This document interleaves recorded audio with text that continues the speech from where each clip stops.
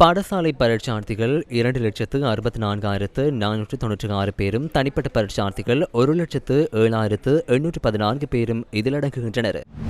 Platina 100 electronic fuel injection தொழில்நுட்பத்துடன் AVP motor company private லிமிடெடிடமிருந்து நாடளாவிய ரீதியில் 2,532 பரீட்சை மத்திய நிலையங்களில் இம்முறை பரீட்சை நடைபெறுகின்றது.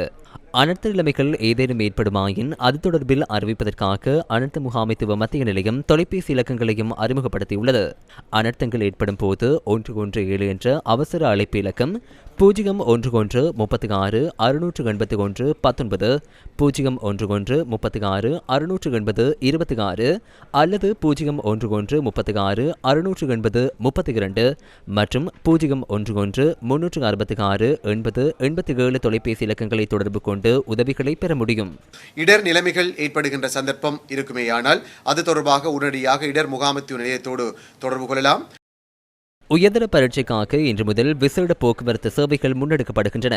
இதற்காக சுமார் 1700 சிசுதொரிய பஸ்கள் சேவையில் ஈடுபடுத்தப்பட்டுள்ளதாக இலங்கை போக்குவரத்து சபையின் தலைவர் கலாநிதி நிலான் மிராண்டோ தெரிவித்தார். இதனிடையே உயர்தர பரீட்சை நிறைவடையும் வரையில் பாடசாலை பஸ் சேவைக்காக முன்னுரிமை வழங்கப்படும் எனவும் இலங்கை போக்குவரத்து சபை குறிப்பிட்டுள்ளது.